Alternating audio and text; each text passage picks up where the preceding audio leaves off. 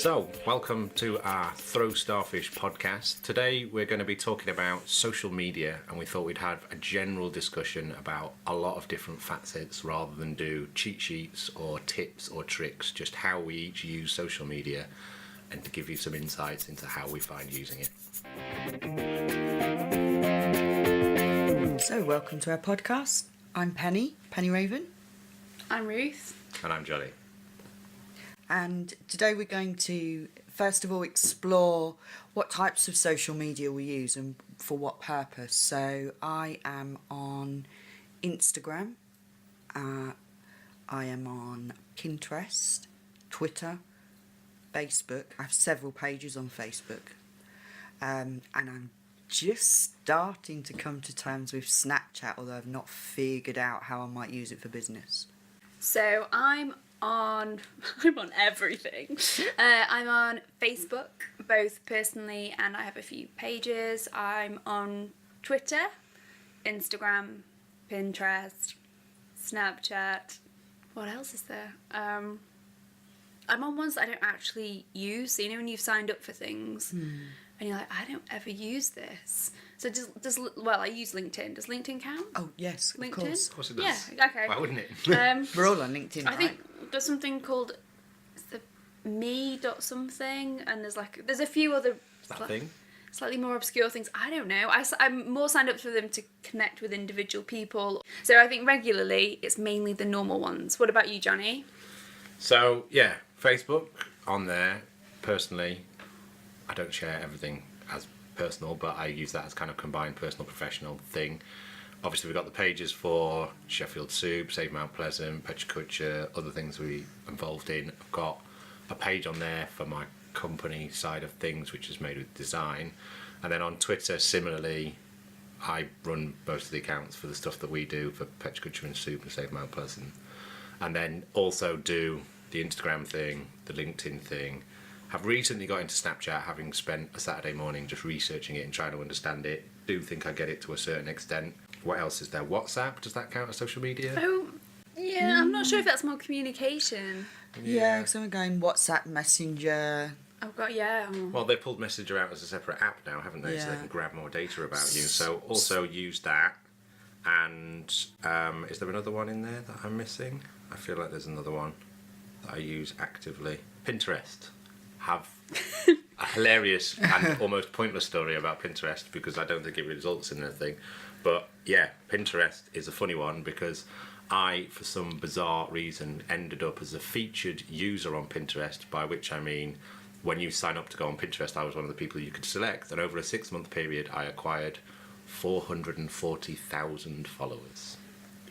I think that is hilarious. The fact that probably your most followed social media is actually the one you can't really... Oh, I'm on something else as well. I just have, almost 500,000 people following me on it. Oh, yeah, it's that Pinterest thing. But it doesn't mean anything. There's no way of monetizing it or doing anything with it as far as I can tell, and no one seems to know the answer to it. And I think that's one of the things we're probably going to discuss today is this idea of everyone believes there's a necessity to be on social media and you have to do it, but what is the reality of it? Because the wonderful thing about the internet is it's all supposed to be totally trackable click by click, and it was supposed to debunk this whole idea of marketing yourself or getting the message out about things you're involved in, because it used to be such a dark art. But because no one really understands the algorithms and how stuff changes and is often works in a certain way and then not in others, that it's still this massively dark art that no one really gets. But does YouTube count? That's the thing. Yes, I think it should count. I think that's something. YouTube and Vimeo is probably something that's going to grow more in the toolbox. See, I'm actually on Vine as well. You know when you start, you're like, oh, I did, Oh, yeah. and I once signed up for this, and I once signed up for that. And I suppose it's more about what you actively use. Back to Jonny's Pinterest. I think there's a way, and I see people monetize it. I'm not sure whether... I don't know. I still think there might be someone listening to the podcast who can help Jonny monetize his Pinterest. So anyone, please let us know. Jonny would love to monetize his Pinterest. I think the other thing to mention is one of the big shockers I discovered is that people can buy or use click farms to get more followers, which that really takes away the authenticity of the people that you're following. So I've now discovered that whenever someone has a huge number of followers, I go and have a look at what those followers are, and often they're fake accounts. Very much so, and I think there is definitely that vanity element of it, the objective being to have the biggest number possible in followers. But the reality is the kind of common sense rules still stand, even though it's a different medium, on the basis that it's the quality of your followers and whether they interact with you. If you've got 1.1 million followers, 1.05 of which are just click farm made up people, because they literally, one of the ways you can pay for stuff, you get 1,000 followers for this amount of money, they're literally made up accounts that just follow you. They're not active, they don't engage, so what's the point in having them other than that vanity number?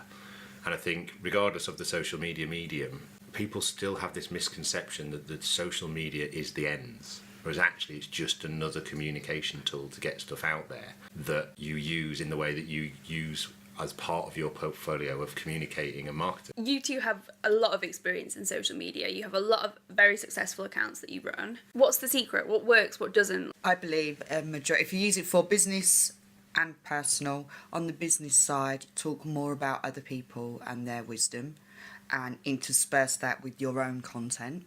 And then if it's personal, there's such a thing as oversharing. Keep in mind that employers or potential clients will definitely have a little, well, I say definitely, more than likely have a little poke around your social media, so think about what that's saying about you and keep the honest stuff, your honest portrayal, the warts and all stuff, for things like Snapchat and closed conversations in WhatsApp, for example.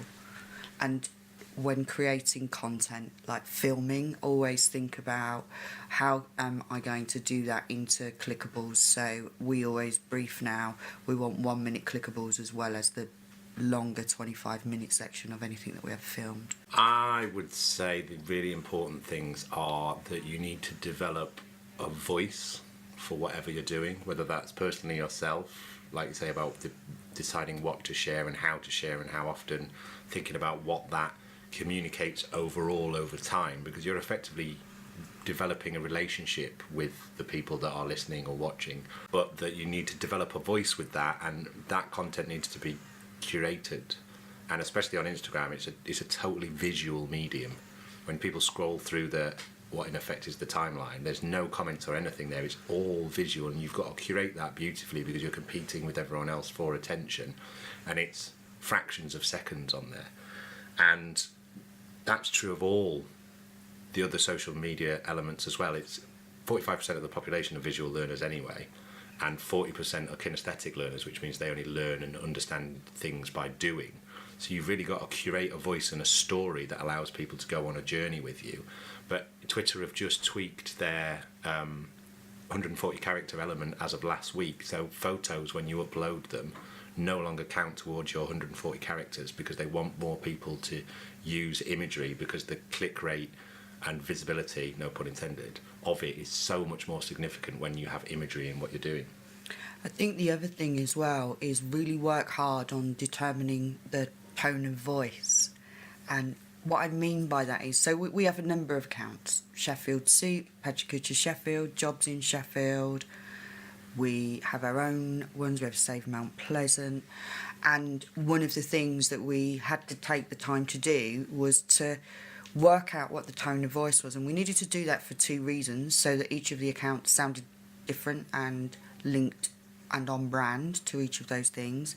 But then also, as those things grow and we need to start, letting other people, employing other people to do our social media, there's a good reference guide so that the transition is seamless. So we're able to, for example, I got the Soup account going and then Jonny then took that over, but hopefully what people will have experienced is that it was a seamless thing, so it's still Soup talking. And I know you both, and I didn't notice that, so that's got to be credit to you, right? I think the interesting thing about social media as well is the fact it's a conversation. And so particularly recently I've been doing quite a bit on Twitter and looking at the way that people can find the content. So using things like hashtags, but again, being careful not to overuse hashtags, making sure that if people are, so I do a lot around, you know, things like the future of work or like engineering or STEM, science, technology, engineering and maths, making sure that people interested in that content can find that. My friends are going to laugh because a few of them do take the mick out of me, but I'm a big clout person. I don't know if you've come across clout. Oh, this is your I used influence. to do it a while ago. Yeah, but got so bored. the thing for me is I do think it's really hard to measure what effect you're having on people, that for how interactive are they with you. And clout takes a number of different things and gives you a number out of 100. And I notice that obviously the more interactions I have with new people and the more my content's found by others, my clout score does go up. And that for me is what drives a lot of, okay, has this worked or has it not worked? Because rather than just thinking, oh, lots of people retweeted that or they liked that, it's actually, there's much more to it. If I could just pick up on a point there that I think is really important about this. Well, two things actually. One is measuring, which I think we'll probably talk a bit more in depth about shortly. But this idea that what you're basically doing is allowing people to curate content for you. They basically, people are handing over permission because they like the way that you give a perspective on the world or a perspective on things that are happening. So they're basically giving you permission to curate what information they get and how they get it, because it's coming through your filter. And I think that's one of the key things about the idea of an account on social media and the rise of the hashtag, which came about totally by accident. It is literally a way of filtering information. And obviously on Twitter, they've become actually not as significant as they do on Instagram, where you're now allowed up to 30 hashtags on each post. That basically helps people filter and sift through and find information. But I think it's fascinating that people often, without realising, are handing over so much power to other people, because you start to get your news and information curated to you, and you create your own bubble around you that becomes your lens and perspective on the world. I think one of the things I do find that's a bit of a challenge actually is finding my own voice on the accounts that are under my own name. So if you look on any of our social media feeds, they're always busy and there's always great content. But my personal timeline is particularly on my Twitter. I find it really difficult to say, well, what do I want to be saying to people? Because I just don't want to be doing retweets or modified tweets from all of the other accounts. On the odd occasion where I think, right, I'm really going to try and figure this out, I will use a hashtag to see what people are talking about. But I've got to be honest, I've not yet found my voice on it. I think that's one of the things when I go in and talk to small businesses, or I talk to students about kind of Twitter and Facebook and just social media in general, some of them really have an idea about what they're passionate about and what they want their voice to sound like, what they want to curate. And particularly businesses really struggle. They're like, well, what am I going to do? And you say, well, we'll try one tweet a day. And actually, realistically, to build up momentum, you need a lot more than one tweet a day. But it's like, just try one and, make sure you're replying to people and things. But to actually do it well is so difficult. So I was actually on a train back from London yesterday, and there was a number of issues with this train. It was shorter than it was supposed to be. It didn't have enough staff. And yet the train manager, who was on his own, there was him and the driver, was fantastic. And he, announced, let us know how the journey's going on Twitter and all this thing. And he was on Twitter. And so East Midlands Trains. And this whole conversation online started while, he invited people who'd gotten, there was 2 carriages that weren't being looked after properly, and he said, I can't deal with both, so come move into this carriage, and invited them down, come sit here, sort this out, let me get you this. It was amazing. And East Midlands Trains again were getting involved in that, and it created this whole feeling in this physical situation because people dealt with social media well. And yes, there'll have been lots of people on that train that had no idea that that was happening, but for those of us that did, it was just a really nice building of a community. And I think that's what social media is about. It's about creating that community and curating content for that community. Yeah, and I think that is such an important factor of it, is that it is conversational, but it is an enhanced form of communication that allows you to reach beyond your network or people you might normally be able to get to. And people, if they could sort of take one thing to picture in their mind or kind of go, this is why I'm doing it, is the fact that you've got this special thing that enables you to do something that you otherwise wouldn't be able to do, and at no point in human history in the past have been able to do. So rather than look at social media and go, oh, I feel obligated to be on this or that and I don't really know what it's doing, everything's in apps now. It's not as though you're getting a technical piece of equipment and you can screw something up and break it or change a setting that means it doesn't work anymore. You just get on there and play around with it. And I was trying to remember whether I've mentioned this before, but that box inside your pocket is not only incredible in the fact that you can look stuff up because you have access to the world to find out information, it enables you to reach people in a way that you've never been able to reach before. You've got the same amount of power as the President of the United States of America had 20 years ago, because your ability to find out information, but your ability to reach out to people and connect with them. And obviously you do it so much better if you have an iPhone, right, Jonny? No, obviously not. But that's just, again, that's back to this idea of what apps am I going to use, or what social media is. It's just an operating system. It's just someone's software, and it's the seamless connection between that hardware and software that Apple do well in certain ways. Yes. But in other ways, Can I get you that on a t-shirt? In other ways, they're absolutely terrible at the things they do. But all of it is just a medium that allows you to do the thing which is actually the objective, which is get to and reach people. See, I've noticed when we start to look at apps, I've noticed a little bit of a change in the way that apps are developing. So there are now a lot more apps that can help you curate content to then share on your social media. So I just recently found this amazing free app called Adobe Sway.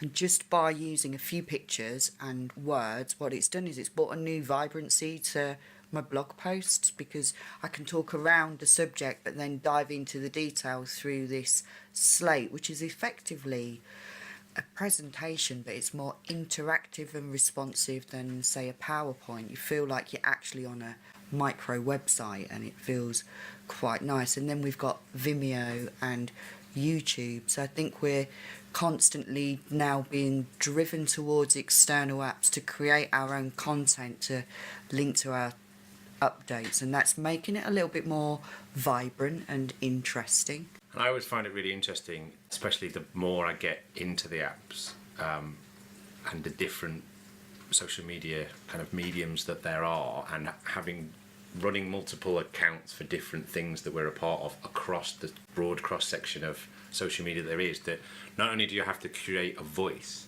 you have to understand how that app or social media works in order to be able to curate content specifically for that. So what we post on Instagram and the way we post it is different to how we post it on Twitter or Facebook. And although there's kind of a number of third-party catch-all systems that enable you to post of all of these things like Buffer or Hootsuite, that you can't just type something and then click all the different accounts and send it out and broadcast it in the same way, because you have to think about how people communicate on that.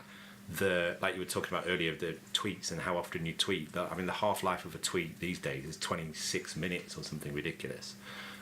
Whereas on Facebook, obviously, the way that the algorithm curates your content in your newsfeed means that stuff can hang around feature all the day.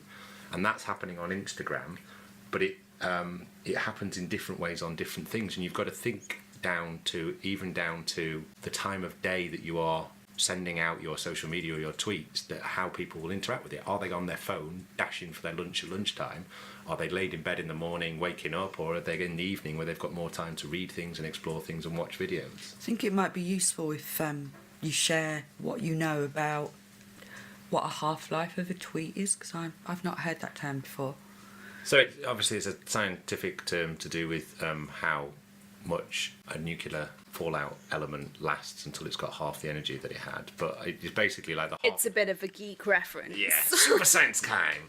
But it's basically like how long a tweet has of chances of, on average, based on the number of people, the average number of people that people follow, how long a tweet is visible for. Because obviously on Twitter, it's a constant chronological stream of information. And as more information gets added at the top, the tweet disappears. So it's the likelihood of how far people will scroll in a reasonable amount of time to look for stuff, and that's apparently an average of 26 minutes.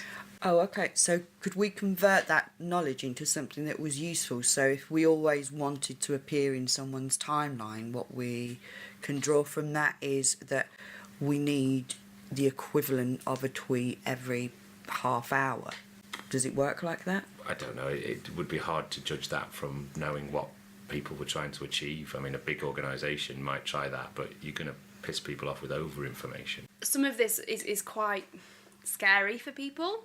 I think they look at all these options, and in fact I was talking about this at a conference a few weeks ago, and someone came up to me and said, like, oh, I don't really get social media, and we're on stuff because we feel we have to, but we don't really do anything.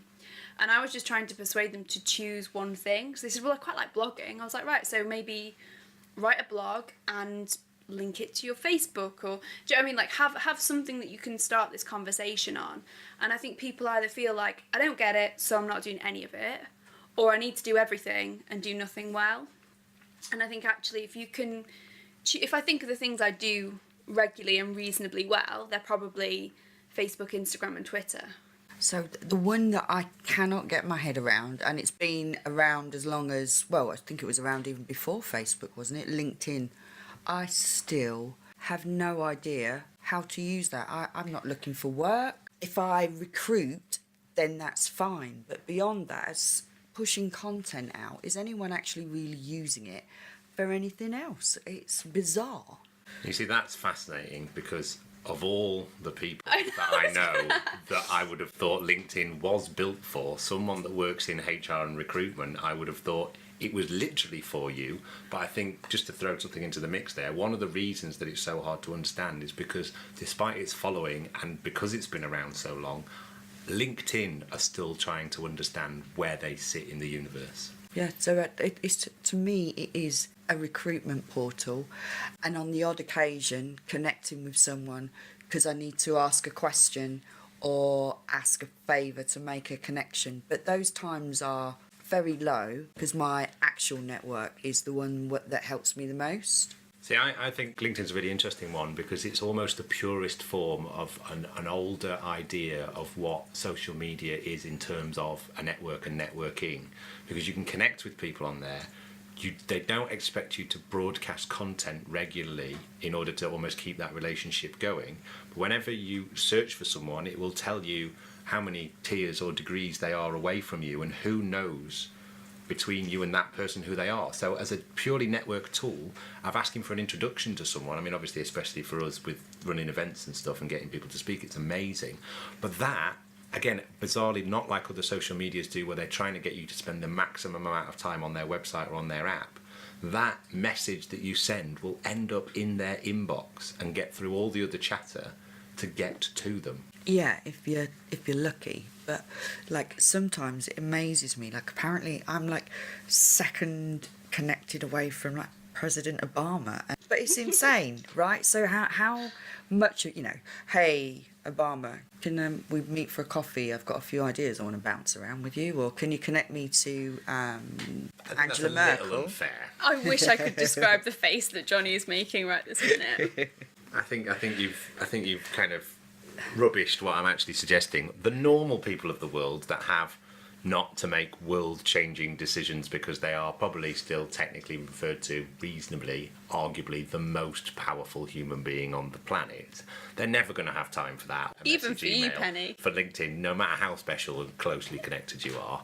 But to reach normal people that everyone in the known universe doesn't know about, it is a really great way of getting to people, and you can use it for that. And that's why I'm saying, of all the social networks, it's the one that almost virtually digitally replicates what a network is. Like, if you didn't have any of that and you wanted to try and find someone, you would ask the people that you know whether anyone knew them, and then you'd ask for an introduction. I also think as well, the nice thing about LinkedIn is I don't really have a CV, but that's the one place that I do have a CV. And I think it's actually quite nice to have that in one place, and you can, lots of times when I meet people or I speak at events, they'll have looked at my LinkedIn profile, and I think it's a really useful tool, not necessarily even to find a job, but to build that credibility as well.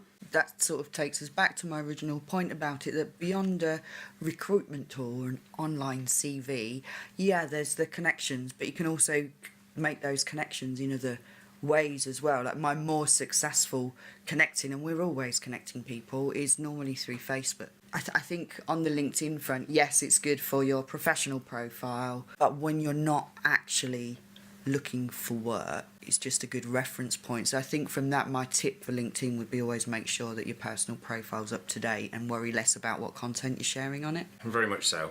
And before we start going social media platform by social media platform, giving top tips and tricks, I think we should probably kind of summarise kind of thoughts for this, and obviously let everyone know that whenever we do this podcast, there'll be information in the podcast below, but also that we each write a blog on our own websites that gives our own perspectives, and we can perhaps add more detail there about how we use each of the different mediums. But for me, I think the only way that you learn this stuff is by having a go. And I think Ruth's advice of picking one or maybe two and getting on there and trying it out, but only doing that if you're going to make the decision to be active on there. Being on there and being kind of taggable or identifiable and then not responding is so much worse than not being on there at all. Yeah, completely. Like, I think if you're going to do it, you need to commit and give some time to it. But I also think as well, coming back to the blog side of it, this, like a lot of the other podcasts, is a massive topic, and I think sometimes it really does help to go into some detail. I do think it'd be really interesting just to finish, because it's a massive topic. And it constantly changes And as well. Yeah, in about 6 months' time, this will be totally irrelevant. But it might be useful just to go around and give kind of a hint or a tip. Pennie? So I would say always reply if you're given a shout out or mention, whatever the medium is, and unless you're being spammed. Otherwise, you're losing the opportunity to have a conversation, and I've found that people reciprocate when you do that. Yeah, I think that's really important, and I'd probably just reiterate my point of importance of getting on there and having a go, because this is a constantly changing thing. And I would probably recommend not just doing one thing, because one of the things that I found in doing multiple stuff, and also I suppose because I have to do so much stuff from different voices across multiple stuff, when you get into it and start doing it, you start to see things differently. And when you read something that you think's interesting, you think about how you might share it to people, or when you're looking at things, when you're photographing them, you're thinking about how it will look on Twitter or Instagram, or maybe even Snapchat if you're trying to use that. You start to almost get your eye in.